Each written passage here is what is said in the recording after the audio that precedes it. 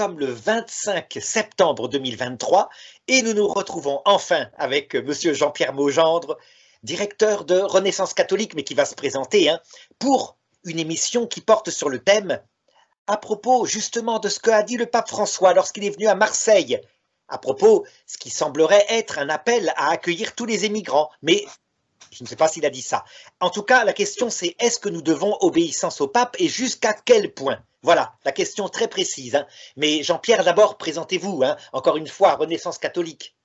Voilà, donc je m'appelle Jean-Pierre Maugendre, je suis directeur général d'une association qui s'appelle Renaissance catholique, qui a pour vocation de contribuer à la restauration d'un ordre social chrétien. Et nos activités s'organisent de la manière suivante. Tout d'abord, une université d'été, tous les ans. Nous en avons une l'été dernier sur crise et renouveau dans l'Église. On était encore là dans l'actualité. Une université d'été, ensuite une grande fête du livre qui rassemble 1500 personnes à peu près tous les ans au début du mois de décembre.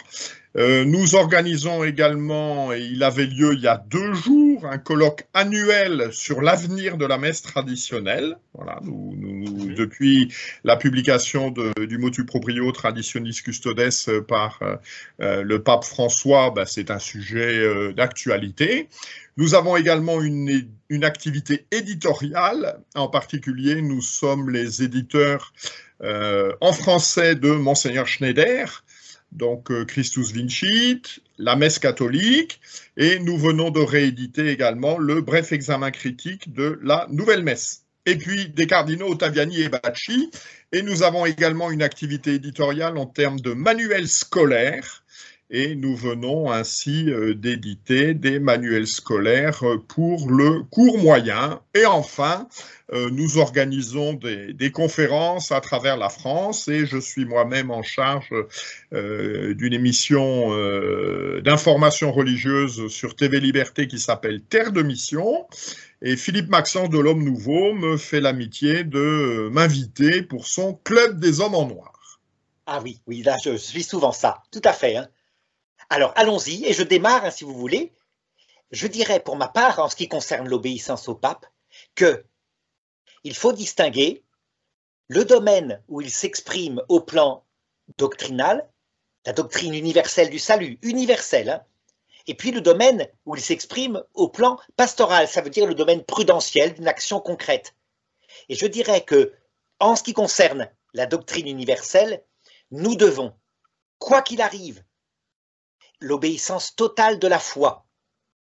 Alors évidemment, quand le texte définit un dogme, pas quand un texte hypothétique, quand il dit « j'estime que », par exemple, je pense que, non, mais quand il dit, même dans une encyclique qui pourrait être du magistère ordinaire, qui dit « l'Esprit Saint », par exemple, est la 3e personne de la Trinité, une doctrine comme cela.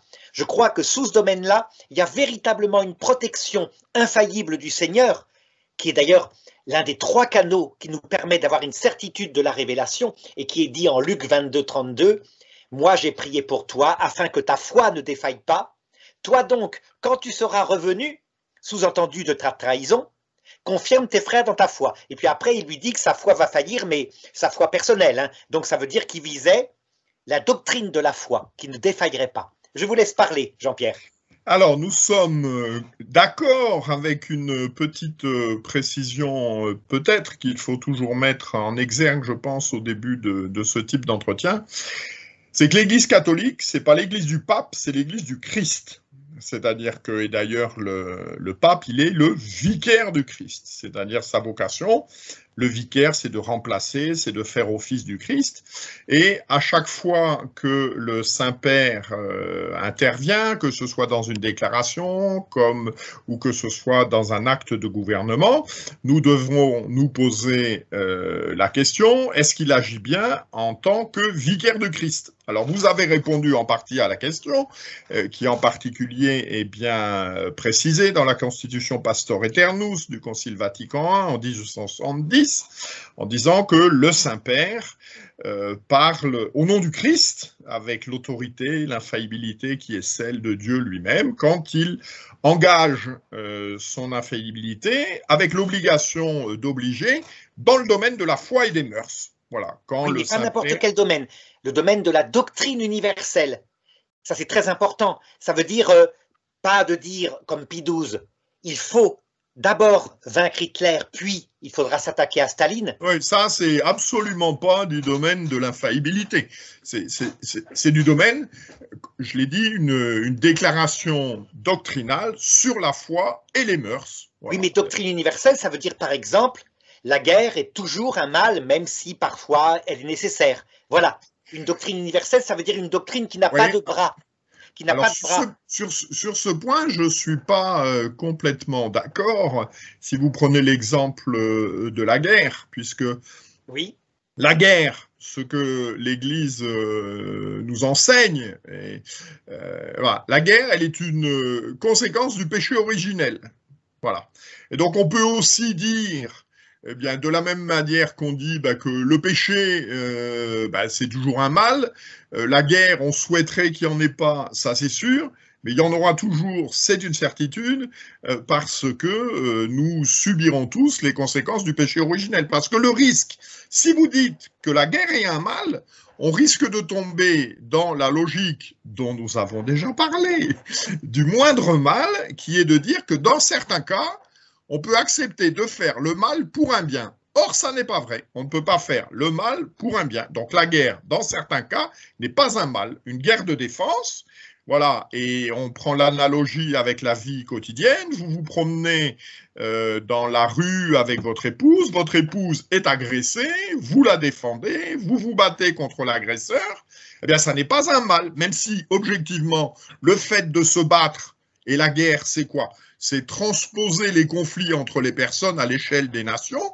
Eh bien, c'est pas toujours un mal. Si je défends et si je fais la guerre pour défendre quelqu'un qui est opprimé ou qui est agressé, ça n'est pas un mal. Justement, c'est là où j'ai été très précis. La doctrine universelle consiste à dire, regardez le catéchisme de l'Église catholique à l'article guerre, la guerre est toujours un mal, mais elle est parfois nécessaire. Ce qui veut dire que si vous dites que la guerre est un bien, alors qu'on voit bien, il s'agit de tuer pour se défendre un ennemi. Donc c'est un moyen mauvais, mais absolument nécessaire. Ce qui serait aberrant, c'est de dire la guerre étant toujours un mal, il ne faut jamais la faire. Bien sûr que non. Donc les deux vont ensemble. Mais non, mais je reformule la même chose parce que je le crois. C'est parce que il y a deux sens du mot mal. C'est ça le problème figé. Mais oui, le mal ontologique et le mal moral. Là, en l'occurrence, quand vous défendez votre femme, vous ne faites pas un mal moral, c'est nécessaire. Il n'empêche que la violence est un mal ontologique. Il y a des guerres qui sont nécessaires. Oui. Voilà. Et donc, quand elles sont nécessaires, comme la guerre de défense, elles ne sont pas un mal moral, donc vous ne péchez pas, mais la guerre est un mal ontologique.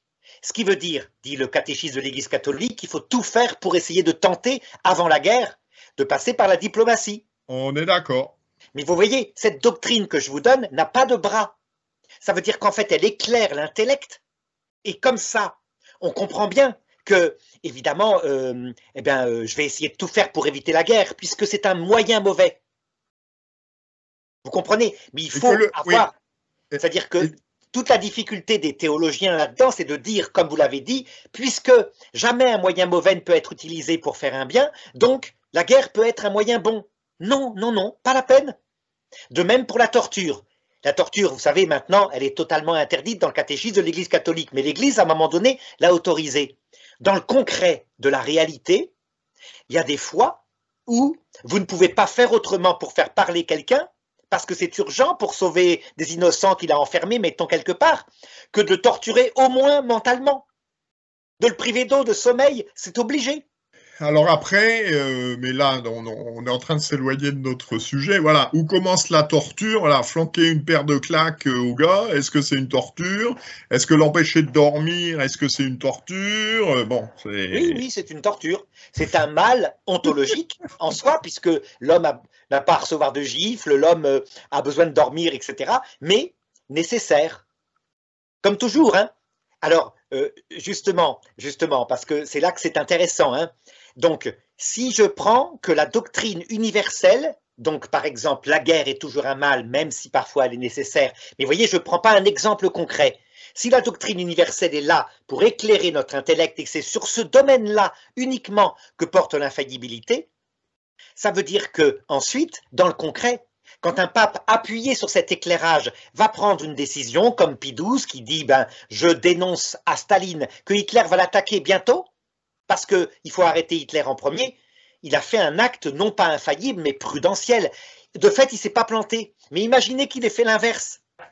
Qu'il ait prévenu Hitler que Staline avait des chars T-34.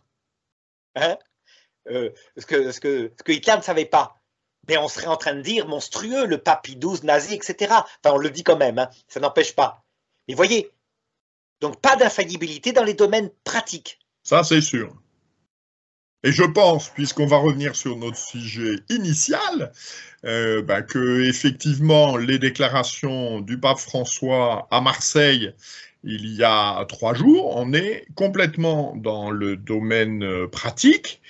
En plus, en partant de considérations, je dirais, anthropologiques, qui me paraissent largement discutables et en particulier tout à fait insuffisantes. L'exemple que je prends, nos auditeurs ont certainement été frappés par ça. Le Saint-Père livre une méditation sur l'accueil de l'étranger auquel se livre Abraham. Voilà, Abraham, il reçoit 3 étrangers, il les reçoit magnifiquement et le Saint-Père donne en exemple l'accueil de l'étranger par Abraham. Bien, ce sur quoi il faut attirer l'attention, c'est que les étrangers sont 3. Ils ne sont pas 11 000 par jour comme à Lampedusa. Et je pense que ça change tout. Avec cette donnée aussi, qui est du domaine du prudentiel, que quand, au début du XXe siècle, en 1900, l'Europe colonise l'Afrique. L'Europe, il y a 400 millions d'habitants. En Afrique, il y a 100 millions d'habitants, parce que le continent est ravagé par les guerres endémiques, l'esclavage, puisqu'en fait, tout le monde se fournit en esclaves en Afrique, par les épidémies, par la mortalité infantile. Enfin voilà, c'est un continent sous-peuplé. Donc en 1900, il y a 400 millions d'Européens qui colonisent 100 millions d'Africains. Aujourd'hui, quelle est la situation? En Europe, il y a 500 millions d'Européens et en Afrique, il y a 1,5 milliard d'Africains. C'est-à-dire que si on part du principe, tel que l'énonce le pape François, qu'en fait chacun, pour améliorer les conditions de vie qui sont les siennes, et qu'il estime non satisfaisante, a le droit de s'installer chez son voisin, qui est mieux pourvu que lui, parce que cela correspond à la destination universelle des biens de la Terre, eh bien, il faut prévenir les 500 millions d'Européens qu'il ne va pas tarder à y avoir 1,5 milliard de personnes qui vont venir s'installer chez elles. Et j'ai peur que ça ne se passe pas dans la joie et la bonne humeur. On est en pleine... Le pape aussi évoque ce mot à la fin de son homélie au Vélodrome de Marseille. Il parle des utopies. Eh bien, il faut se méfier des utopies, parce que les utopies, elles sont mortifères. Voilà. Et je trouve absolument hallucinant qu'une autorité morale comme le souverain pontife puisse faire l'apologie des utopies, qu'il fasse la défense des exigences de l'évangile qui peuvent apparaître difficiles, etc., c'est une chose, mais faire l'apologie de l'utopie, vraiment, c'est consternant. Ben justement, c'est là où ça nous permet de discerner, c'est un très bon exemple. Là où il y a infaillibilité, y compris du pape, c'est sur le principe universel. C'est vrai qu'il faut accueillir l'étranger. Mais il y a un autre principe qui vient le compléter, qui est dans le catéchisme, hein, dans la mesure du possible, c'est du très bon sens. Hein. À la maison, si vous pouvez accueillir un enfant qui est persécuté, le cacher, c'est très bien. Mais s'il s'agit d'en accueillir 1000, alors que vous avez une toute petite maison, ça ne va pas. On voit bien. Donc c'est du bon sens. Et puis là, le pape, effectivement, il est dans un domaine pratique, pratico-pratique, avec des méconnaissances. Lui, il parle depuis l'Argentine, hein, l'Argentine qui ne connaît pas l'islam. Il ne sait pas ce que c'est qu'une différence de civilisation. Il n'a pas pensé l'histoire telle qu'elle a été vécue depuis des siècles par l'Europe. Donc là, c'est un domaine absolument prudentiel, critiquable. Il parle comme un homme, simplement, sans aucune protection du Saint-Esprit, sauf dans les principes. Il nous rappelle les principes. Et Ça veut dire, par exemple, si vous appliquez les principes... personne privée accueille l'étranger, c'est un bon principe. Le principe que l'on doive regretter, déplorer, faire preuve de compassion, etc., pour les gens qui se noient dans la Méditerranée, on est tout à fait d'accord. Il n'y a pas de difficulté là-dessus. Le problème après, c'est de vouloir imposer des orientations politiques en oubliant trois choses, parce que ça a été dit aussi dans un débat que là j'avais sur CNews hier soir, dans lequel une des intervenantes disait « mais les problèmes de l'immigration en fait sont traités par l'Église depuis longtemps, ça fait longtemps qu'on en parle ». C'est vrai, Pie XII en particulier a beaucoup écrit sur le sujet. Il a beaucoup écrit sur le sujet. D'abord, il avait en tête une idée très précise. Il en voulait aux États-Unis d'Amérique, parce qu'il considérait que les politiques restrictives de l'accès de l'immigration aux États-Unis étaient trop restrictives. C'est-à-dire les gens, ils étaient dans un immense pays, qui était un pays prospère, et qu'ils ne laissaient pas accéder, en particulier les populations originaires d'Europe, à leur grand pays. Voilà. Donc Pie XII, il vise les États-Unis d'Amérique, et il donne trois conditions, qui sont d'ailleurs trois conditions qui sont reprises dans le paragraphe 2241 du Catéchisme de l'Église catholique, qui est de dire l'immigration, bon d'abord, d'une certaine manière, ça rejoint ce que l'on disait tout à l'heure, c'est toujours un mal. C'est-à-dire que l'idéal, c'est quand même que les gens puissent vivre paisiblement dans le pays qui est le leur, dans le pays où ils ont leurs racines, dont ils partagent les valeurs, etc. Bien, ça c'est le premier point.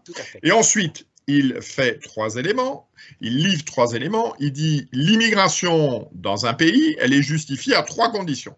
La première, c'est que le pays soit prospère, c'est-à-dire qu'il ait les moyens matériels d'accueillir ces personnes. Je me permets d'attirer l'attention sur le fait que la France n'est plus un pays prospère. C'est-à-dire que quand on regarde le montant de la dette, les 3 000 milliards d'euros, nous sommes un pays qui vit très largement et depuis longtemps, puisque je crois que le dernier budget en équilibre en France c'est 1974, au-dessus de ses moyens. Voilà, ça n'est plus un pays prospère. On peut d'ailleurs s'interroger sur la raison pour laquelle tous ces migrants, qui sont en bonne part des populations musulmanes, ne se dirigent pas vers des pays musulmans riches et immensément riches, bien plus que la France, que sont par exemple l'Arabie Saoudite ou le Qatar. Voilà des pays immensément riches, sous-peuplés, où toute leur capacité pourrait s'épanouir dans la plénitude de leur talent. Voilà, on ne comprend pas très bien pourquoi ces gens-là ne pensent qu'à venir en Europe. En plus, pour certains d'entre eux qui souffrent de ne pas être régis par la loi musulmane, eh ben je pense qu'en Arabie Saoudite ou au Qatar, ils seraient régis par la loi musulmane et ils auraient donc toutes les raisons d'être satisfaits. Premier point, il faut que le pays soit prospère. Deuxième point, nous disent Pie XII et puis le catéchisme de l'Église catholique, il faut que cette arrivée de nouvelles populations ne contrevienne pas au bien commun du pays d'accueil. Voilà, c'est une notion aussi tout à fait étrangère à l'ensemble de la pensée du Saint-Père, c'est la notion de bien commun. Et en cela, il me semble qu'il est extrêmement moderne. La modernité, c'est l'individualisme. Et le fond de la pensée du Saint-Père sur ces questions-là me semble très individualiste.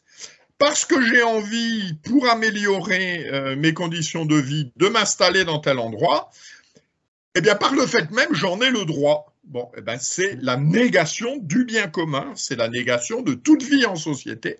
Et puis, la troisième condition que met traditionnellement l'Église, Pie XII et le catéchisme de l'Église catholique à ces mouvements migratoires, c'est la volonté de la part des populations migrantes de se conformer aux mœurs, aux coutumes, aux lois, aux pratiques qui sont celles du pays d'accueil. Mais aujourd'hui, on est à 100 000 lieues de ça. D'ailleurs, à quel moment, pour ces immigrés clandestins, dont aucun ne repartira chez lui, puisque vous vous rappelez que le taux d'exécution de ce qu'on appelle les OQTF, les obligations de quitter le territoire français, c'est 7%. C'est-à-dire quand 100 migrants illégaux arrivent en France, qu'on leur dit vous n'avez rien à faire ici, il y en a 7 qui repartiront. Vous imaginez bien que dans les 100 qui sont arrivés dans ces conditions, quasiment aucun n'est prêt à respecter la troisième des conditions que nous venons d'évoquer, qui est le fait de respecter les lois, les mœurs, les coutumes, les traditions du pays d'accueil. Et donc on a, je pense, des orientations politiques qui étaient données par la sagesse de l'Église, eh bien, sur lesquelles s'assoit benoîtement le Saint-Père, en faisant la morale à l'Europe, dont je pense qu'il estime que c'est une civilisation qui est responsable d'une bonne part des maux de l'humanité, de manière tout à fait inconsidérée et tout à fait décalée. Qui, j'en ai eu des témoignages encore récemment, nuit à l'autorité pontificale, d'une part, et nuit à l'évangélisation, d'autre part. C'est-à-dire qu'il y a un certain nombre de braves gens blessés. Voilà, j'ai eu le témoignage très récemment dans ma famille de gens qui habitent à Nice, donc ils sont dans les premières, au premier rang, hein, ils sont pas loin de Vintimille, etc. Des personnes un peu âgées qui vivent cela dans une anxiété considérable. Anxiété considérable pour leurs enfants et ressentiment considérable contre le pape. Ce sont des familles de tradition catholique et qui disent si c'est ça l'Église, eh ben on a bien fait de ne pas y rester, quoi. Voilà, je crois qu'il y a aussi un message, un frein puissant à l'évangélisation, cela d'autant plus qu'il n'est mené aucune action pour l'évangélisation de ces personnes qui arrivent. C'est-à-dire, on fait fuir le peu qui reste et on ne s'occupe pas de faire rentrer dans l'Église ceux qui arrivent. On est en plein suicide collectif. Alors justement, c'est là où je vous disais, l'infaillibilité, l'obéissance au Saint-Père ne porte que sur la doctrine universelle. Dès qu'il parle dans un sujet concret, il est comme nous. Il n'est pas protégé infailliblement. C'est un aspect prudentiel. Et ça, on le voit très très clairement indiqué dans l'Écriture. Vous vous rappelez le Concile de Jérusalem? Le pape Pierre préside au Concile de Jérusalem avec d'autres apôtres et il décide que la loi juive ne doit pas être appliquée, c'est pas la peine puisqu'elle a été accomplie. Et juste après, Saint Paul le prend en flagrant délit en train de faire l'inverse.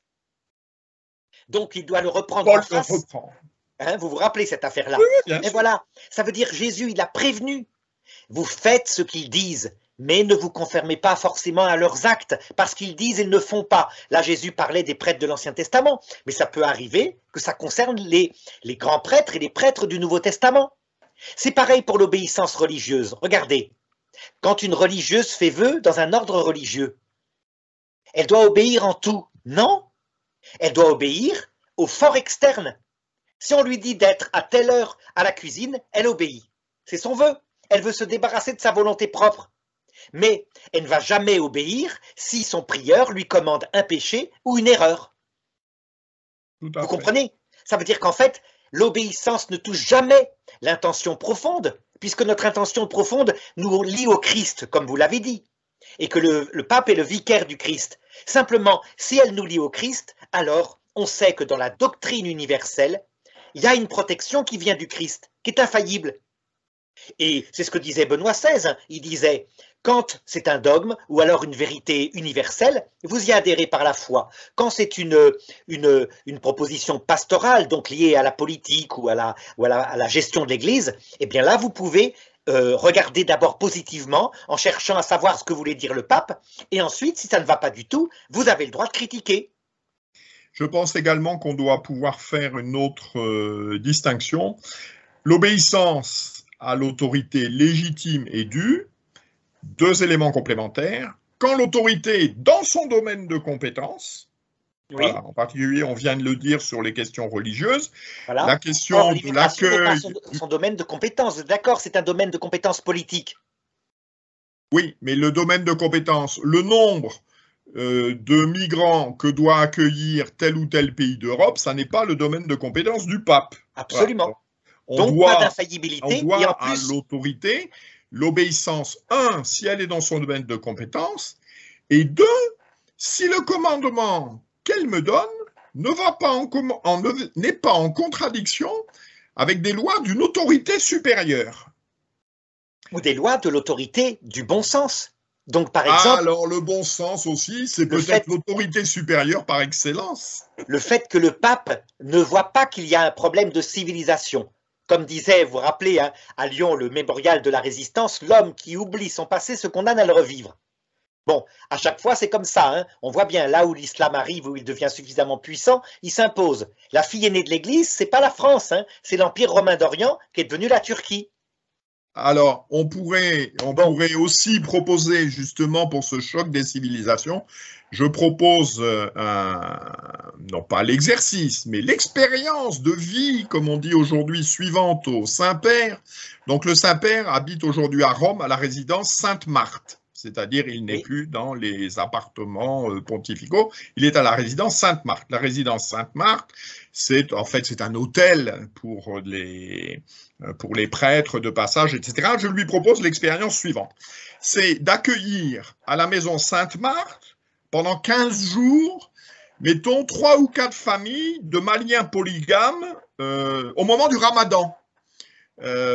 C'est-à-dire, il y aura ces messieurs, alors ils sont intégrés, il y aura ces dames, nombreuses par nature, il y aura leurs enfants, et surtout parce que c'est le Ramadan, supposons qu'on soit l'été, le soir, il y aura la rupture du jeûne, à partir de 10h30, 11h, midi. Ces festivités durant jusqu'à 2 ou 3 heures du matin, donc dans l'immeuble où se trouve le Saint-Père, qui est connu pour se lever tôt, pour faire son oraison à 5 heures du matin. Je ne suis pas persuadé que la cohabitation va bien se passer et que ça va durer 15 jours. Voilà. La vie, c'est ça. La pratique, c'est ça.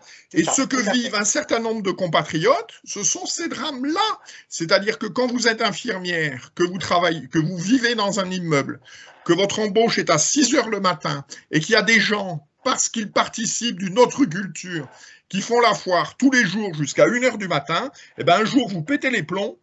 Et puis aussi ce qui se passe, eh ben un jour vous partez. Et on est sur un phénomène, je crois que c'est la bonne expression, de libanisation.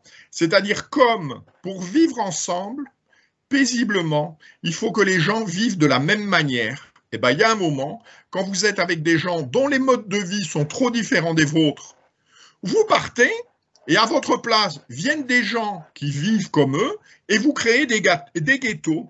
Vous avez donc une ville où il n'y a que des Maliens qui parlent malien, qui parlent français, qui parlent leur dialecte. Et puis une ville où il n'y a que des Kurdes, puis une ville où il n'y a que des Turcs, puis une ville où il n'y a que des Afghans. L'avenir de notre pays, tel que ne l'anticipe pas, mais tel que, d'une certaine manière, la prépare le Saint-Père et notre personnel politique, c'est ça. Voilà, c'est une France en peau de léopard, où ce sera une multiplication d'entités culturellement, ethniquement, religieusement différentes. Et on peut d'ailleurs s'interroger, vous voyez, parce que ces migrants aujourd'hui, on cherche à les répartir sur sur tous les départements français. Bien, tous les départements français. Non, sauf un. Oui. C'est comme Astérix, sauf un. Il n'y a personne en Corse. Oui. C'est-à-dire que tous ces migrants, aucun ne va en Corse. D'abord, d'un point de vue juridique, je pense que ça devrait pouvoir être poursuivable juridiquement, parce qu'il n'y a plus d'égalité des Français entre eux, puisqu'il y a des Français qui ne bénéficient pas des bienfaits de ce mélange des cultures. Et pourquoi? Parce qu'au ministère de l'Intérieur, ils ne sont pas fous. Ils savent que quand vous allez en Corse, vous vivez comme les Corses. Et si vous ne vivez pas comme les Corses, ben vous allez vous retrouver avec un plastique dans votre villa, et puis vous allez vite comprendre qu'il faut faire comme les autres. Puisque nous parlons du Saint-Père, le Saint-Père est à Rome, et il y a le vieux dicton, le vieil adage, à Rome, fais comme les Romains. J'ai jamais entendu dans les discours du Saint-Père sur cette question de l'immigration à Marseille. Voilà, à Rome, fait comme les Romains. Voilà, messieurs les migrants, vous cherchez l'hospitalité. Je vous rappelle le devoir d'être reconnaissant vis-à-vis de ceux qui vous accueillent et de vous comporter comme eux. J'ai jamais entendu ça. Alors, je voudrais maintenant compléter. Regardez maintenant, élevons un peu le débat, parce que d'un point de vue politique, vous avez tout à fait raison. Bas, j'espère. D'un point de vue politique, vous avez tout à fait raison. Maintenant, regardez un petit peu ce qui se passe.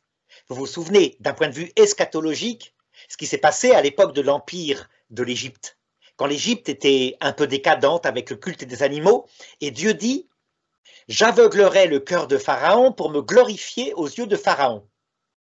En fait, qu'est-ce qui se passe maintenant quand on se situe maintenant dans un regard de Dieu? Et peut-être qu'il peut expliquer, c'est là qu'il faut avoir un regard plus profond, y compris peut-être cet aveuglement d'ordre politique, hein, mais qui peut-être d'un point de vue pastoral a un retournement.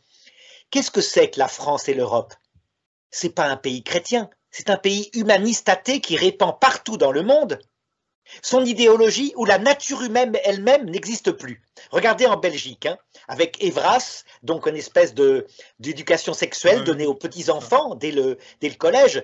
On va pouvoir alors enseigner à des enfants de 5-6 ans que c'est leur liberté et leur choix de pouvoir décider s'ils sont un garçon ou une fille. On va leur apprendre que la masturbation est une chose qui donne du plaisir, mais etc. Enfin, vous voyez, des choses comme ça. Résultat, qu'est-ce qui se passe? Regardez, 7 écoles ont brûlé en Belgique. Et pas de la part des chrétiens, de la part des musulmans. Ça veut dire que Saint Paul avait prévenu, si vous abusez de votre liberté donnée par la Sainte Alliance, alors méfiez-vous que Dieu ne vous livre à la servitude. La servitude, ça veut dire, ça se dit en araméen, musulman, hein, vous le savez. Eh bien, à chaque fois qu'il y a une civilisation chrétienne qui est entrée en décadence comme ça, qui s'est débarrassée de Dieu pour ne garder que des valeurs chrétiennes devenues folles, vous avez un aveuglement des élites et l'islam arrive. Donc, regardez l'Empire romain d'Orient. Il n'y a plus de chrétiens là-bas. Je suis assez d'accord avec vous et je prends la même idée dans une autre perspective que sont les perspectives démographiques. Voilà. C'est la loi de l'histoire que les zones relativement prospères de basse pression démographique, et c'est ce qui s'est produit en Égypte, entre la haute et la basse Égypte, soit la proie des zones moins prospères de haute pression démographique. Voilà, la France, depuis la fin des 30 Glorieuses, depuis une cinquantaine d'années, mais cela vaut aussi pour l'Europe, a choisi de se faire plaisir, voilà, c'est-à-dire de vivre de l'instant présent, de profiter de la vie, et parce que c'est souvent des contraintes, et de ne pas avoir d'enfants. Bon, eh bien, c'est un choix volontaire qui a été favorisé, encouragé par les pouvoirs publics, oui, de deux manières. D'une part, en facilitant toutes les législations qui facilitent le divorce, qui autorisent la contraception, l'avortement, etc. En faisant tout cela, on fragilise la cellule familiale, et l'expérience le montre. À chaque fois que l'on fragilise la cellule familiale, on fait baisser la natalité. Voilà, oui. Parce qu'il est normal, eh bien que, en particulier la femme, avant d'engendrer, d'avoir un enfant, ben, elle se pose la question de la pérennité, de l'éducation de cet enfant. C'est d'ailleurs une des raisons naturelles pour lesquelles le mariage doit être indissoluble. Bien. Et donc, les sociétés européennes, elles ont facilité cette fragilisation de la famille. Elles ont exacerbé un instinct de consommation. Voilà, je suis toujours très meurtri dans les contacts avec les uns, avec les autres, avec des femmes intégrées, ayant un métier et tout, qui ont 1 ou 2 enfants, qui n'en ont pas plus parce que c'est leur choix, mais qui ont fait l'Afrique du Sud, vont partir au Maroc et trouvent que vraiment New York est une ville fantastique. Bon, oui, mais vous voyez, tout ça, c'est la fameuse phrase que l'on connaît, Dieu pardonne toujours, l'homme pardonne parfois, la nature ne pardonne jamais. Voilà, Oui, oui. la nature ne pardonne jamais. Pardonne jamais. C'est-à-dire une société qui n'a plus en elle l'énergie de transmettre la vie, eh bien, cette société, elle a pour vocation d'être une proie vis-à-vis des nations prédatrices moins riches qu'elle. Voilà, Tout à fait. aujourd'hui, on vit, et on retrouve ça d'un certain propos du Saint-Père, voilà, l'histoire est tragique. L'histoire est tragique, c'est pas embrassons-nous Folleville et puis oui oui au pays des Troululus. Non non, c'est pas ça. La vie et la guerre en Ukraine et en Russie nous le manifestent de manière tragique. La vie entre les peuples, la vie ici-bas, c'est souvent un rapport de force. Et ben, quand vous acceptez de vous affaiblir, de ne pas transmettre la vie, et ben, un jour ou l'autre, la nature, la providence, comme vous l'avez dit, vous rattrape. Quand on observe la chute de l'Empire romain, la question de la dénatalité est un élément fondamental. C'est-à-dire que quand la population romaine ayant moins d'enfants, il y a moins de soldats, c'est la loi de la vie, et donc la solution que trouve l'Empire romain, c'est de faire venir des barbares, dont je ne me rappelle plus le nom, il y a un nom spécifique bien précis, et de les mettre sur une forme de glacis, en particulier avec les Germains au nord de l'Europe, en disant voilà, on fait un échange, vous installez ici, vous êtes gentils, vous nous embêtez pas, on vous donne des terres et vous nous protégez contre vos cousins. Oui, parce que nous, on n'a plus de soldats, hein, donc de toute façon, on ne peut pas faire. Bon, eh ben, ça marche pas. Et puis un jour, eh ben, Arminius, il prend le glaive contre les Romains et il détruit les légions de Varus. Voilà. Voilà. Eh ben, c'est ça qui nous attend. S'il ne se passe rien, s'il ne se passe rien. Mais c'est pas avec la bande de pieds nickelés qui nous dirige qu'il va se passer quelque chose. Non, mais du coup, regardez, pour en revenir à notre sujet, si donc on admet que les papes sont absolument protégés sur la doctrine universelle qui n'a pas de bras, ne sont pas protégés au point de vue politique, comme vous le constatez avec ce que vous avez dit sur le Saint-Père et l'immigration, mais qu'il y a un domaine intermédiaire entre les deux, où là il y a une certaine protection, mais je dirais parce que Dieu conduit son Église. Il n'y a pas que la vérité, hein. Dans le magistère, il y a aussi la conduite de Dieu qui mène son Église et l'humanité à la vie éternelle. Dans ce cas-là, regardez, un domaine intermédiaire que le Monseigneur Schneider avait beaucoup critiqué, mais que moi je prends comme étant protégé infailliblement. Vous vous rappelez la phrase du Saint-Père, c'est une sage volonté de Dieu qu'il y ait plusieurs religions, etc. Évidemment, si vous la preniez comme une vérité doctrine universelle, ça serait faux. Ce n'est pas une sage volonté de Dieu. Au ciel, il n'y aura plus que des catholiques, puisque Dieu s'est fait homme. C'est comme ça.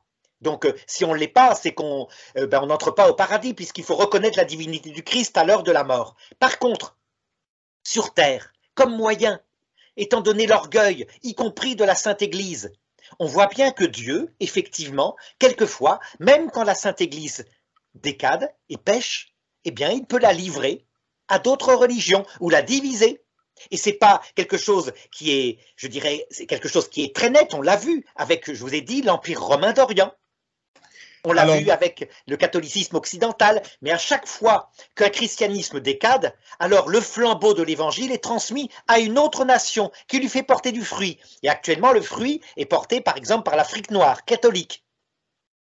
Oui, mais la question des nations par rapport à l'Église est absolument pas est absolument pas importante. Alors que Rome, c'est le centre de la chrétienté, mais que demain les nations les plus catholiques, alors on le voit aujourd'hui sur les questions de la défense de la morale naturelle. La morale naturelle aujourd'hui, fondamentalement dans le corps épiscopal, elle est défendue par qui? Par un certain nombre d'évêques américains et par des évêques africains. Pas par les évêques européens. Bon. Non, mais ça, disons les évêques européens de la génération de mai 68. Parce que les nouveaux évêques européens, qui sont de la génération Jean-Paul II, redeviennent sensés. Donc, il faut bien voir, c'est générationnel, hein, comme disait Monseigneur Léonard, cette crise va se régler par la biologie. Et c'est vrai, en Belgique, par exemple, hein, vous savez, où on a 8-9 évêques qui ont fait une espèce de bénédiction des mariages homosexuels, mais pastorale, disait-il, hein, pas comme en Allemagne, où là, c'était carrément, ils voulaient changer la doctrine. et ils se disent, regardez, le Saint-Père nous a très bien reçus. Mais ce qu'ils oublient de dire, c'est que tous les évêques partent en retraite l'année prochaine. Alors qu'en Allemagne, non. Il y a un corps épiscopal qui vote des lois en dehors de la volonté du pape François, mais qui là sont jeunes. Et donc, se comportent très durement par rapport au... Alors là, cher ami aussi, il faudra voir ce que je ne connais pas, ni vous ni moi, ce sont les nominations épiscopales. Bien. Mais quand on regarde les difficultés qui sont faites en France à Monseigneur Ray, aux États-Unis, à Monseigneur Strickland, voilà, ça n'est pas très encourageant. Et puis, il y a également, tout le monde en conviendra, c'est peut-être prémonitoire de ces nominations épiscopales, le consistoire qui aura lieu dans quelques jours, il y a quand même des nominations au collège cardinalice. On peut penser à Monseigneur Fernandez, le préfet du dicaster pour la doctrine de la foi.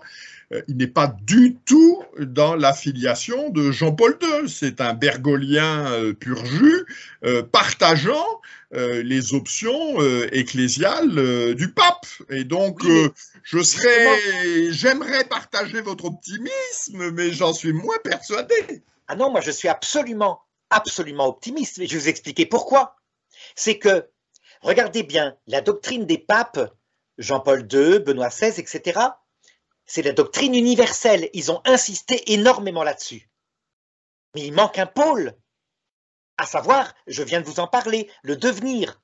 Regardez, c'est l'exemple typique. La doctrine de Jean-Paul II, c'est de dire, le mensonge est toujours un mal, donc il n'y a aucun cas où on ne peut utiliser le mensonge. C'est dans le catéchisme de l'Église catholique, vous vérifierez. C'est texto comme ça.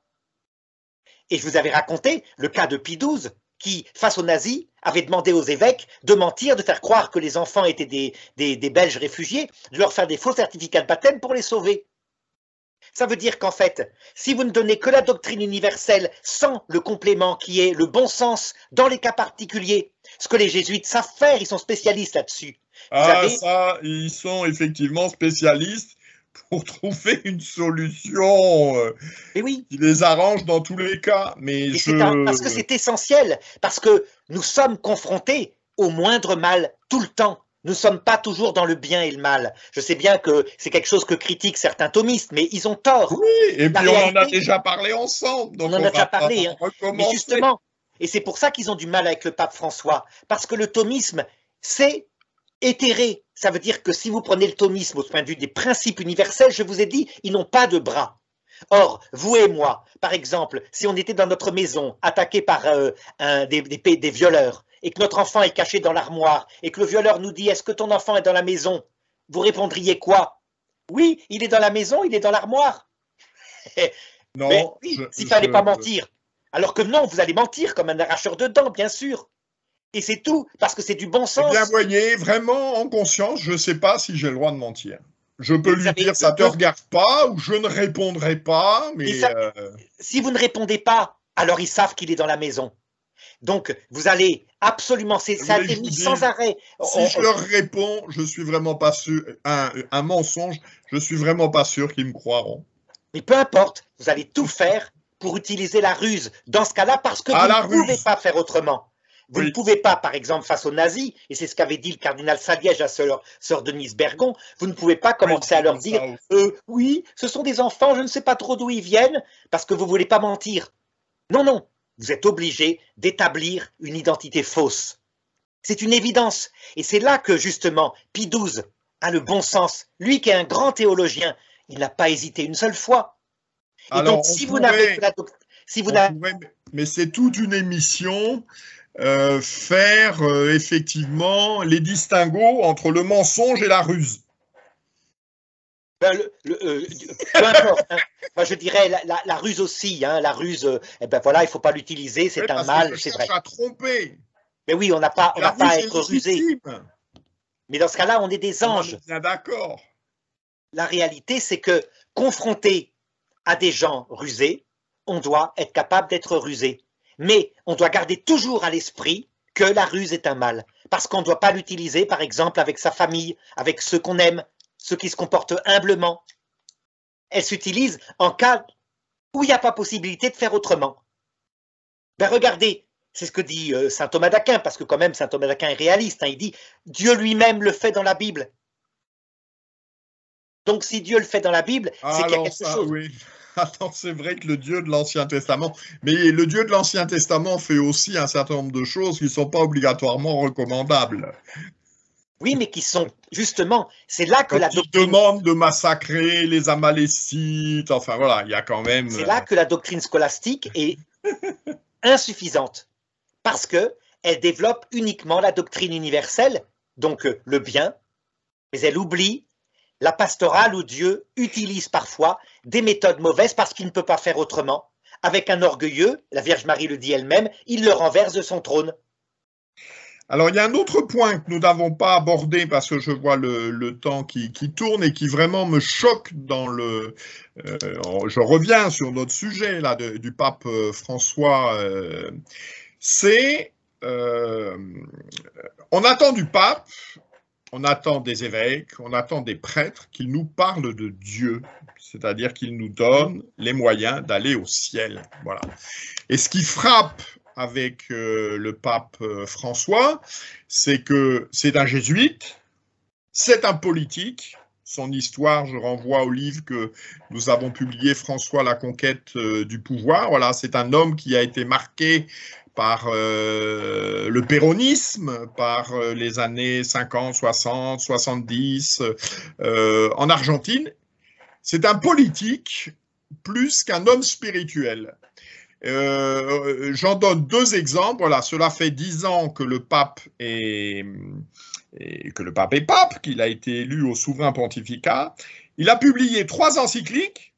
Sur ces 3 encycliques, la première, en fait, a été écrite par Benoît XVI. Il l'a repris derrière. C'était Lumen Fidei. Et ensuite, il a publié 2 encycliques, Laudato Si et Fratelli Tutti, qui sont en fait des encycliques sur des questions sociales, politiques, de fraternité humaine. Voilà, Laudato Si, c'est l'écologie, Fratelli Tutti, c'est la fraternité humaine, etc. On est vraiment dans un... Voilà, il n'y a pas de transcendance, il n'y a pas « je vous mène vers le Christ ». Ça m'a frappé dans son discours à Rome, à Marseille. Il a employé une fois le nom de Jésus. Eh bien, je crois que nous, fidèles du rang, de la base, piétons de la valtaille catholique, la piétaille catholique, comme dit Louis Saleron, on attend qu'on nous parle de Dieu, on attend qu'on nous parle du Christ. Et dans le même temps, je l'avais noté, le pape François a fait 8 consistoires en 10 ans. 8 consistoires, c'est donc des nominations de cardinaux, alors que Jean-Paul II, lui, en avait fait 9 en 27 ans. Voilà, on avait d'une part un homme de doctrine, un homme spirituel, un homme de Dieu. Et aujourd'hui, tragiquement pour nous, on a un homme politique, et pas un homme politique dans le meilleur sens du terme. Et ça, je trouve ça, voilà, très, très triste. Et je crains que cela ne contribue au déclin de l'Église. Voilà, on attend du vicaire du Christ, qu'il nous parle du Christ, qu'il nous parle de Dieu, qu'il nous parle de notre salut, qu'il nous parle des fins dernières, pas qu'il nous dise qu'il faut éteindre la lumière en sortant de la pièce. Alors là, moi, je vais m'opposer à vous complètement. Ah, vous avez le droit, sans ça, oui, ce serait pas drôle. Et oui, ce serait pas drôle. En fait, c'est parce que nous fonctionnons avec ce qui choque, et donc forcément les sujets politiques. Mais regardez par exemple l'encyclique sur l'écologie. Le premier chapitre, tous les chapitres de base sont exactement comme dans l'encyclique Rerum Novarum, le Christ, l'écologie humaine. Si vous ne respectez pas la nature humaine, avec son orientation vers le Christ, vous ne pourrez pas respecter les animaux. Et ma femme a fait la même erreur, elle dit oui mais c'est 15 pages, alors qu'après il y a 40 pages sur les poissons rouges. Mais je lui réponds, mais c'est pas ça qui compte, c'est que le principe illustratif qui est clair, il est tiré de l'écologie humaine, faite pour Dieu, oui. Comme dans Rerum Novarum. D'ailleurs, vous remarquerez qu'à l'époque, le pape Léon XIII a été traité de pape communiste. Parce qu'effectivement, il y a plein de pages sur les syndicats. Alors, 2 remarques. La première remarque, c'est ce que vous ne dites pas dans Laudato Si, c'est qu'il y a aussi de longs développements sur le réchauffement climatique, ses origines, etc. Oui, oui. qui, à mon avis, ne sont absolument pas de la compétence du souverain pontife. C'est le premier point. Et le deuxième point aussi, par rapport à ce que vous dites, c'est qu'on est dans une société de communication. C'est-à-dire, il y a ce que vous dites, il y a ce qui vous tient à cœur, et puis il y a aussi ce qu'il est inévitable que les gens retiennent et mettent en avant. Et mais ça, c'est de notre faute. C'est de notre faute. Parce que, par exemple, pourquoi vous n'avez pas parlé de l'encyclique sur la sainteté pour dire, ça, c'est pas le moment de le dire, parce que de toute façon, même si c'est bien, ce sera mal utilisé. Pourquoi vous n'avez pas relevé l'encyclique sur la sainteté? Parce qu'elle est parfaite et que donc, vous ne l'avez pas vue. Vous voyez, l'encyclique sur la liturgie, demandez à Denis Crouan, il vous en parlera. Sur attendez, ça, c'est pas des encycliques, c'est des motu proprio, c'est-à-dire ça a un degré d'autorité inférieur. Mais pas sur la sainteté. D'encyclique. Sur la sainteté, c'est une lettre apostolique. Voilà, ça a encore un degré d'autorité inférieur. Par rapport aux encycliques. Pas forcément. L'encyclique, c'est une lettre circulaire. Ouais. On peut parler de plusieurs sujets, tandis qu'une exhortation apostolique, ça peut être véritablement, au contraire, solennel, c'est-à-dire je vous exhorte à, etc. Hein, l'apôtre qui exhorte. Quant au document sur la liturgie que j'ai regardé de près, Desiderio Desideravi, eh ben ça nous parle de quelque chose qui n'existe pas, c'est-à-dire de la liturgie réformée qui serait célébrée en grande partie avec l'esprit de la liturgie traditionnelle. Eh ben ça, sauf cas particulier, ça n'existe pas. C'est pas la réalité. Ça n'existe pas, mais c'est ce que voulait le Concile Vatican II. C'est ce que voulait le Concile Vatican II et c'est ce qu'il demande. Ça veut dire en fait que si on écoutait, là pour le coup, en tant que prêtre suprême, le pape, et qu'on appliquait en disant « je vais faire la messe en latin, puisque je l'aime, mais selon le rituel du Concile Vatican II, donc avec le canon romain, le canon 1, eh bien personne n'y verrait que du feu, étant donné que le canon Saint-Pie V, hein, souvent a été surajouté, surimprimé avec des couches géologiques qui sont arrivées par la suite. Ce qui veut dire que quand vous regardez l'histoire de la liturgie, le canon 1 de la liturgie de Paul VI, c'est le canon romain du 5e siècle, authentique, avec tout le nom des saints, Agnès, Cécile, Anastasie qui sont cités, etc., Alain, Clément, Sixte, Corneille et Cyprien, tout y est, mais il y a moins de génuflexion, il y a moins de prosternation, un petit peu moins, puisque c'était des choses surajoutées. Donc, vous voyez, ça veut dire que, en réalité, quand on regarde maintenant les sermons du pape François, c'est ce que m'avait dit un prêtre belge, il m'avait dit « J'ai jamais vu un pape qui parle autant de la Vierge Marie et du démon ». Ça, c'est vrai. Alors, je l'ai évoqué dans une émission au Club des Hommes en Noir. Voilà, le pape, il faut rendre ça à son crédit. Il y a une dévotion populaire, il y a une vraie angoisse sur les fins dernières. Alors, deux remarques par rapport à ce que vous venez de dire. Ce que vous appelez l'empilement des couches géologiques, c'est ce que l'on appelle aussi en théologie le développement homogène du dogme. Et alors là, en l'occurrence, de la liturgie, c'est-à-dire que petit à petit, plutôt des redondances. Hein. Des choses.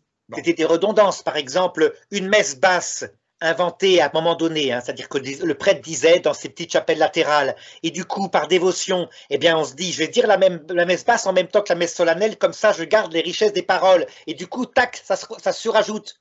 Et on ne comprenait pas pourquoi est-ce que le prêtre avait des tas de propos en secret et en même temps des propos en public, mais ça venait de ça. Donc, voyez. Non, ça, je sais pas, je suis pas compétent. Oui. En revanche.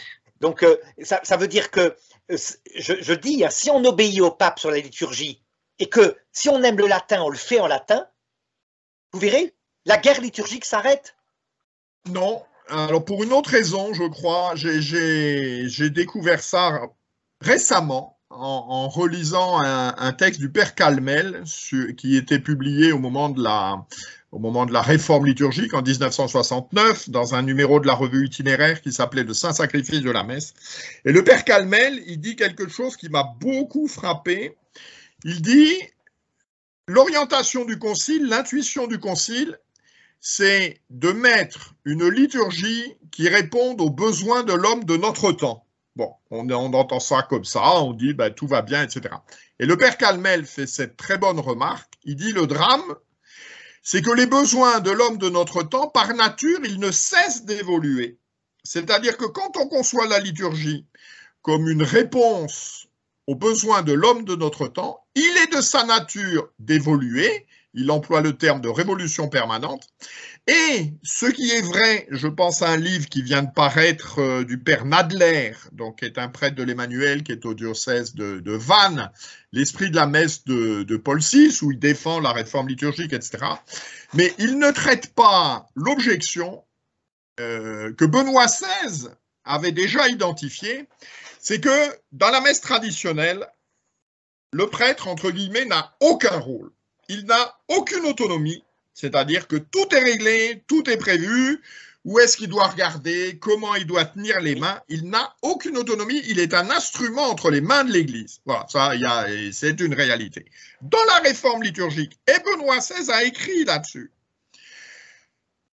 cette volonté d'adapter la liturgie aux besoins de l'homme de notre temps, eh bien, elle est laissée à la discrétion du célébrant. C'est-à-dire que très souvent, le père Nadler le dit dans son livre, est employé la préposition « vel » ou le prêtre pourra faire ci ou pourra faire cela. Il pourra dire ceci ou pourra dire cela. Bien. Eh bien ça, cela a deux conséquences. La première, c'est quand on nous dit si on adaptait la réforme liturgique telle qu'elle a été vécue, etc., il n'y aurait plus de problème.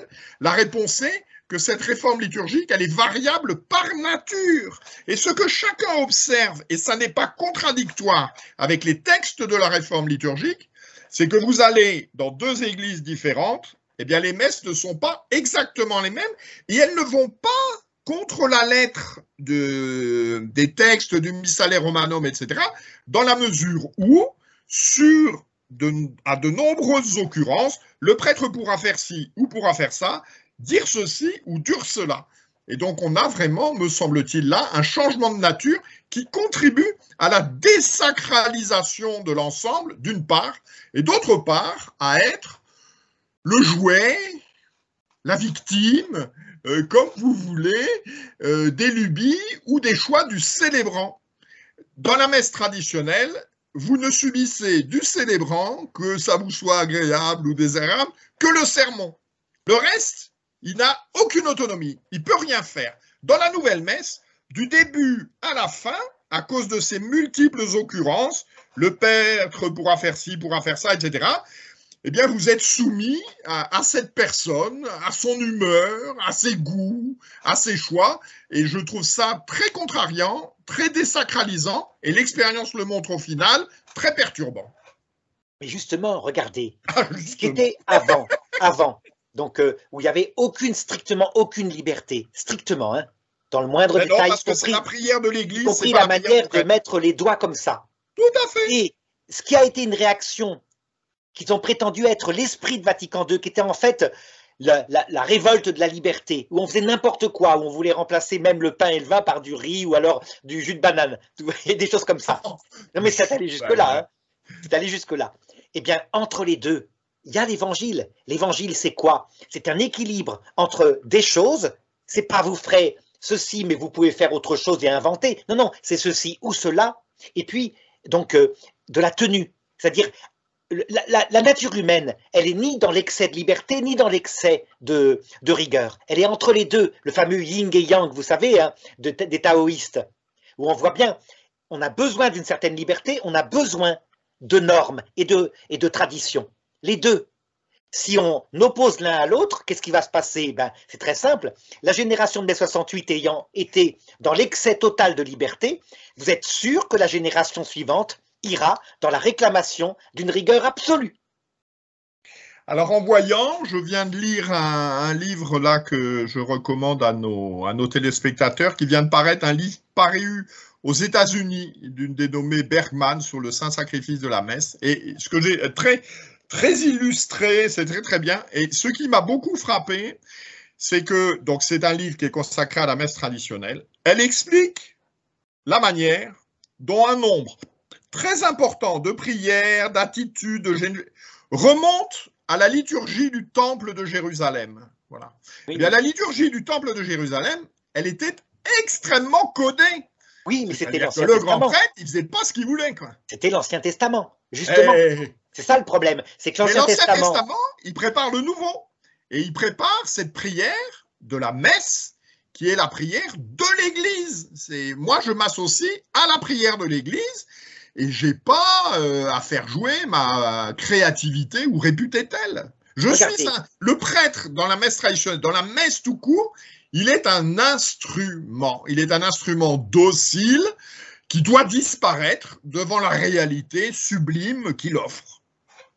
le premier Ancien Testament, à l'époque de Moïse, carrément le peuple est traité par Dieu en esclave, ou de cadavre. On a même un prophète, à un moment donné, il doit aller à tel endroit précis, dire tas de paroles, revenir sans manger, et s'il fait autre chose, il est dévoré par un lion, d'ailleurs en cours de route parce qu'il a fait autre chose. Bon, ensuite, deuxième partie de l'Ancien Testament, après l'exil à Babylone, les choses s'assouplissent, arrive le fait que le culte de Dieu n'est pas seulement dans les sacrifices d'animaux, mais dans le cœur humble devant Dieu. Mais c'est quand même une relation de serviteur à un bon maître, ce qui correspondrait à l'islam dans sa partie spirituelle, disons. Et le Nouveau Testament, c'est une loi de liberté avec la tradition et l'obéissance à Jésus. Donc, on comprend que la liturgie catholique a une part de liberté, mais une part seulement. Et justement, ce qui s'est passé là, et ce qui est dramatique, c'est que la liberté est devenue folle, allant jusqu'à, comme je vous ai raconté tout à l'heure, jusqu'à maintenant, proposer aux personnes de choisir leur sexe. C'est une chose qui est une folie, mais c'est ça, c'est l'achèvement de mai 68, ça. Et donc cette liberté folle risquerait bien, dit le pape Jean-François avec raison, de conduire à une réaction inverse qui conduirait au besoin de règles absolues. Parce que c'est comme ça la nature humaine. Vous savez, trop à droite conduit trop à gauche. Qui conduit à une réaction trop à droite? Et c'est le démon qui évidemment provoque dans notre âme une division. Alors que revenir à l'Église, c'est-à-dire l'union de l'ordre et d'une certaine liberté. Comme ça. Oui, alors je pense par rapport à ce que vous dites qui psychologiquement est tout à fait logique, tout à fait réel en plus, je crois. C'est l'Église qui est maîtresse de ça, c'est-à-dire la liberté, c'est la liberté de l'Église. C'est pas ma liberté à moi. D'ailleurs, vous savez comme moi que au moment du concile, en particulier Monseigneur Lefebvre, qui a fait partie de la commission préparatoire, il avait répondu au questionnaire qui avait été envoyé, et en particulier sur les questions liturgiques, il avait demandé qu'il y ait une évolution, en particulier à ce qu'une plus grande ouverture soit faite à l'utilisation des langues vernaculaires. Bon, et donc, qu'il y ait des choses qu'il faille faire changer, que tout n'est pas fini. Alors, je pense à un livre aussi que j'ai lu d'un Américain, là, qui fait... je dirais, de la messe romaine traditionnelle, l'alpha et l'oméga de toute la liturgie et tout.